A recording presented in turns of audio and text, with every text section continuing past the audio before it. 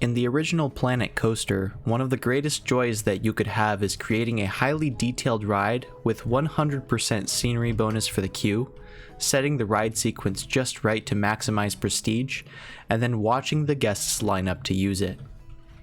Achieving a park with as many of these rides as was necessary made looking back on all the progress quite gratifying in a way that was not uncommon for theme park simulators of this sort. This type of feeling carried over to the game's sequel, although the mechanics that led to this are much different. We should talk about that, and why it's so much less important now than it was before. If you're new here, hi, I'm Reach, and at the time I'm putting this video together, I hold some of the top spots on the franchise leaderboard. I'm a technical player coming from games like Satisfactory and Mindustry, and I have already made myself a spreadsheet outlining useful statistics about flat rides in Planet Coaster 2. Most details on that are in the description, or just watch the rest of the video.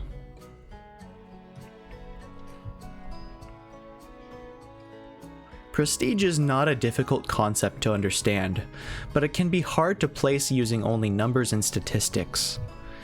Generally speaking, if a ride has a high prestige rating, guests will be more drawn to it. If guests have high fear or nausea tolerances, they will typically push through them if a ride has a very high prestige rating. For this reason, it could be that if one of your intense or nauseating rides ends up with a consistent vomit puddle at the exit, it could be that guests who wouldn't normally go on such rides are doing so anyway. And you know what? Good for them.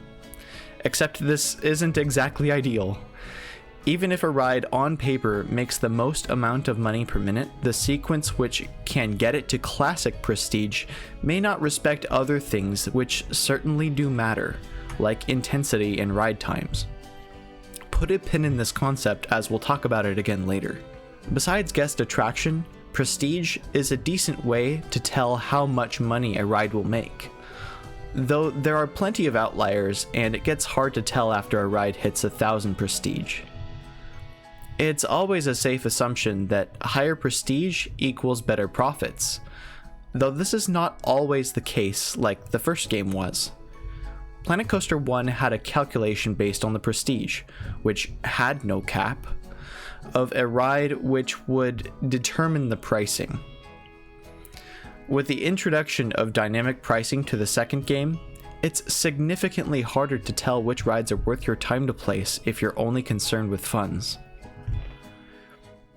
I've done much of the testing and will likely do more in the future using some core principles which I've found have held true. In terms of which ride sequences lead to the highest prestige values, the game follows a general trend its predecessor did. Constantly repeating the same ride sequence in a row leads to diminishing returns, and usually a higher nausea value. If a ride is in motion for too long, guests in the queue will complain.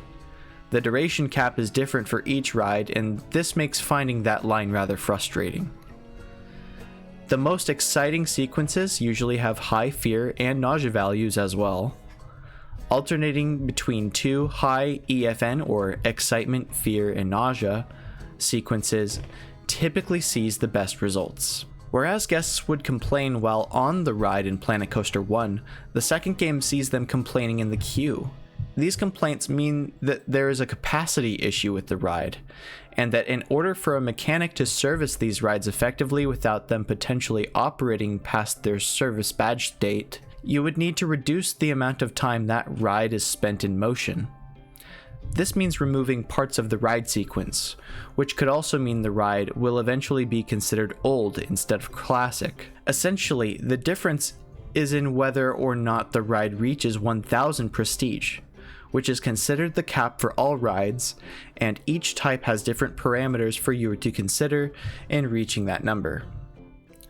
Judging by what I've laid out here for you so far, you might accurately conclude that even an unoptimized ride with middling prestige and great stats can outperform a perfect ride with perfect prestige, but poor stats like high intensity, nausea, or ride times leading to breakdowns. Because we all have caveman monkey brain, you can eventually expect a flat ride based tier list based on what is currently available, taking all of these things into account. You can expect one after Update 8 drops. The scenery bonus is on average more than half of the prestige you need for a ride. If you place enough stuff around a ride with a scenery score, you can make up to 500 prestige points for essentially a one-time investment in your ride. In almost all cases, if you add 500 points of scenery to a default ride sequence in the game, the scenery will outweigh the amount of prestige the ride starts with, which is insane. Each item in the scenery tab has a scenery value associated with it. And through some observation, I've noticed that on the scenery heat map, items like boulders have a larger area of effect than animated elements like waterfall types. I need to do more research into this portion of the game so I can understand it more, but the gist of it is this. Use boulders and animated elements if you're lazy, as they're high return on investment items, which provide lots of scenery score for a small price. If you like putting more effort into the build, use bushes, trees, and props, and really anything you might think would help theme the ride to look nice. If you want something nice but are strapped for time, I'd recommend looking up the name of the ride you want to place on the workshop and then using a well-made design someone else made. Don't forget about changing the ride sequencing before moving on to the next task if you choose to do this, however. If you remember nothing else from this video, take this thought away with you. The biggest prestige hurdle isn't scenery, it is ride sequencing. Remember what I said about old and classic rides earlier? What exactly is the difference between them? Well, here it is. Old receives a 20% appeal penalty, while classic rides get 20% appeal as a bonus. A 40% swing in either direction is huge, though this only technically matters if you expect your worlds to go beyond 10 plus days of operation, or if you're franchising. The thing is, positive appeal might not actually matter that much if the park has been planned in such a way that guests can easily queue for rides from main arterial paths. It's still better than the theoretical alternative though, which is that not enough guests ride the attraction as the capacity allows, meaning you'll make consistently less from dynamic pricing, not having a chance to kick in, and missing sales altogether from fewer guests riding. I'm not actually sure that matters when you have 500k plus and nothing to spend it on, but at least you can feel good knowing that a ride looks pretty or matches the magic number that you're going for if you even care about that. One more thing you might need to be concerned with is general pricing. Guests function on a quote-unquote budget, and some can tolerate higher prices while others will refuse to ride anything in the park if you've set all rides to dynamic and their lines are respectively long. Negative comments about pricing can and will affect your park rating at the end of the day, and this can mean the difference between 200 to 300 guests returning each day.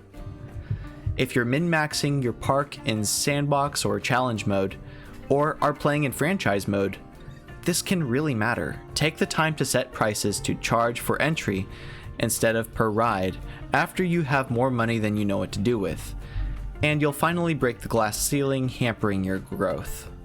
With this knowledge, you can now forget all of it and optimize using the easy mode. Let me give you a rundown on my spreadsheet resource and how to use it. The first point you'll want to keep in mind is the vast majority of testing was done in Sandbox and is correct, but a few numbers might need fixing. Frontier hates technical players, and I can only conclude this because no rides have their capacity listed anywhere obvious. I have had to count manually every time I add a new ride to the list, so there may be a few miscounts, and this may affect the important values like price per second, but I think it's mostly correct. Sorcery and bonus rides DLC attractions are included, and I'm working on making the sheet more ergonomic so that you can see which rides are from DLCs which you might not own. Use Control F, that keybind, to search for keywords or a ride in specific you want to set the ride sequence to. It's laid out numerically and intended to follow in-game from top to bottom. I highly recommend saving a blueprint of a ride after setting its ride sequence to save time later, though it will require testing again before opening. The low price per second stat is the one you want to use if you have no scenery bonus, and max low price per second is the post scenery bonus profit which you would get from a ride, so use those two as you would see fit.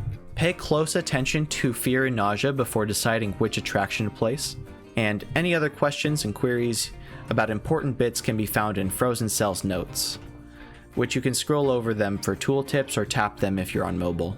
If you've got any comments, questions, or discussions you'd like to entertain regarding Planet Coaster 2's systems or my resource, please leave them down in the comments.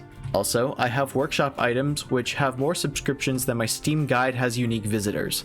So if you appreciate what you have heard here, I'd appreciate if you'd go give some more traction to that so that it can help more people too. Thank you for listening, and I hope you have a wonderful day.